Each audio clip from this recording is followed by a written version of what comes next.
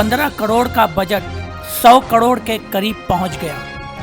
18 महीने में बनने वाले ब्रिज को 7 साल लग गए। 7 सालों के बाद भी जब ब्रिज शुरू हुआ तो वो भी सिर्फ आधा।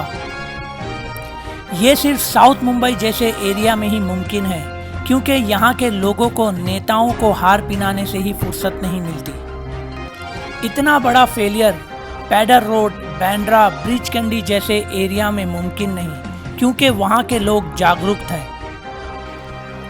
साउथ मुंबई डोंगरी के लोगों को बेवकूफ़ बनाया जा रहा है, पर फिर भी हम खुश हैं क्योंकि हमारा नेता नंबर 1 आया है। मैं हूँ इकबाल जुबेरी और आप देख रहे हैं डोंगरी एक्सप्रेस। तो आइए बात करते हैं कमलाकर जी से, उनका क्या कहना है इस ब्रिज के बारे में। नमस्कार सर। नमस्कार। सर, हमने अभी जो हैंकॉक ब्रिज क्रॉस कर रहे थे तो हमने देखा कि हैंकॉक ब्रिज का जो 2 पार्ट था, एक जाने का और एक आने का, उसमें से एक साइड का पार्ट सिर्फ चालू किया गया है और एक पार्ट को बंद कर दिया गया है। तो ये क्या है? ये हमारी बॉम्बे म्यूनसिपल कॉरपोरेशन की सबसे बड़ी हार है, फेलियर है। और ये दिखाई देता है कि हमारे बॉम्बे म्यूनसिपल कॉरपोरेशन में जो सही तरह से काम करने वाले पब्लिक आजकल नहीं है। ये 7 साल से ब्रिज बंद है, जबकि इनको 18 महीने में बनाना था, जबकि इन्होंने हाई कोर्ट को भी एश्योरेंस दिया था कि 18 महीने में बनाते हैं, और आज 7 साल के बाद वो आधा ब्रिज बनाते हैं। जैसे ये जो जिस तरह से मतलब करप्शन हुआ है इसमें, और आपने केस किए हैं और क्या क्या प्रोटेस्ट वगैरह बहुत कुछ किया है इस 7 सालों में आपने, तो आपको क्या रिज़ल्ट दिखा? ये आपका क्या रिज़ल्ट, आपकी मेहनत का रिज़ल्ट क्या दिखा? मेरी मेहनत का रिजल्ट कम से कम 2 लेन के ब्रिज चालू हो गया, मगर अब हमारी लड़ाई ख़त्म नहीं हुए। अब हमारी लड़ाई और ज़ोर से चालू होगी, क्योंकि हमको बाकी के 2 लेन चाहिए किसी भी हालत में। आज आप देखेंगे तो वहाँ स्कूल के पास ट्रैफिक जाम होता है। हैंकॉक ब्रिज का जो डोंगरी साइड है वहाँ पे भी फजलानी स्कूल है, वो मझगांव साइड में है, वहाँ अली कदरी स्कूल है, पीटर स्कूल है। तो उसके वजह से बच्चे लोग को आना जाना, उनके स्कूल बसेस के हिसाब से लोगों को काफ़ी तकलीफ़ होती है, और इसके बारे में हमारा म्यूनसिपैलिटी ने किसी भी बारे में सोचा नहीं है।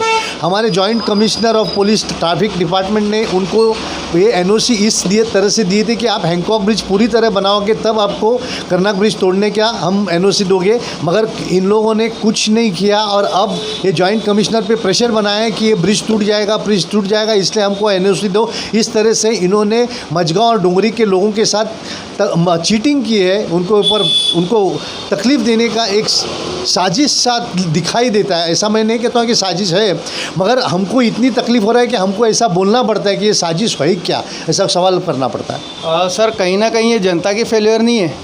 जनता की फेलियर, हमारे तो लोग सो रहे हैं, किसी को, सब लोग आते हैं, मुझे देखने के बाद सबको याद आता है कि हैंकॉक ब्रिज जिंदा है, नहीं तो किसी को हैंकॉक ब्रिज की पड़ी नहीं है। खाली मुझे देखने के बाद अरे हैंकॉक ब्रिज कभी होने वाला है, हैंकॉक ब्रिज कभी होने वाला है, उसके सिवाय कभी कोई लोगों ने साथ नहीं दिया है। बजाय कि एक 10-20 लोग हैं मेरे साथ जो काम करते हैं, उन्होंने पूरी तरह से साथ दिया है, मगर आम पब्लिक जो है वो सोई हुई है और उनको किसी भी तरह से कुछ फ़र्क नहीं पड़ता है। सर, हमने अक्सर देखा है कि जब आप प्रोटेस्ट वगैरह कुछ भी करते थे, जनता को जगाने के लिए मेगाफोन वगैरह लेके आप सड़कों पे उतरते थे अकेले, आपके साथ में आपके भतीजे या कोई 1-2 जन होते थे और जनता को आवाज़ लगाते थे कि हैंकॉक ब्रिज को बचाना है, और जो भी है मतलब करप्शन के बारे में आप आवाज़ उठाते थे। ये सब आपने प्रोटेस्ट वगैरह किए।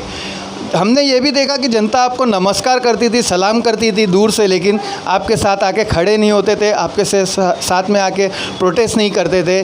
तो ये जो ब्रिज मिला है, ये जनता की ही करनी का नतीजा है या नेताओं की करनी का? आप किसको दोष देंगे? नहीं, मैं ये इससे बॉम्बे म्यूनसिपल कॉरपोरेशन को दोष दूंगा, इसलिए क्योंकि जनता चाहे सोई रहे या हमारे पॉलिटिशियन तो जो सोए रहे हैं, हम उससे हमको कोई मतलब नहीं है। मगर कॉरपोरेशन का जो मतलब है, उनको हम सैलरी देते हैं, उनको हम टैक्स पेयर्स का पैसा देते हैं, उनके पास सब तरह की सामग्री है, और ये इनका फेलियर है। और बीएमसी को इसमें से किसी भी हालत में अपना जिम्मेदारी से हटना पसंद, मतलब I am not accepting that point that they are not responsible, they are wholly and totally responsible. और मैं इसको म्यूनसिपल कमिश्नर इकबाल चाहल को पकड़ता हूँ, क्योंकि इन्होंने तो आज तक कभी ब्रिज के बारे में कभी पूछा ही नहीं, ना विजिट दी होगी, मुझे तो पता नहीं, ना पब्लिक से मिलने की कोशिश की। मैं तो ये पूछना चाहता हूँ चाहल जी को कि वो हैंकॉक ब्रिज मुंबई में है, इसके बारे में भी आपको पता है क्या? नहीं, हमें तो कहीं ना कहीं जनता का भी फेलियर लगता है, क्योंकि जनता जिस हिसाब से सो रही है, अब जब जनता सो रही है तो नेता भी उसी तरह के चुने हैं, और जब नेता चुने हैं तो काम किस तरह से ईमानदारी से होगा। हम नेता जो है वो हमारे जैसे ही होंगे।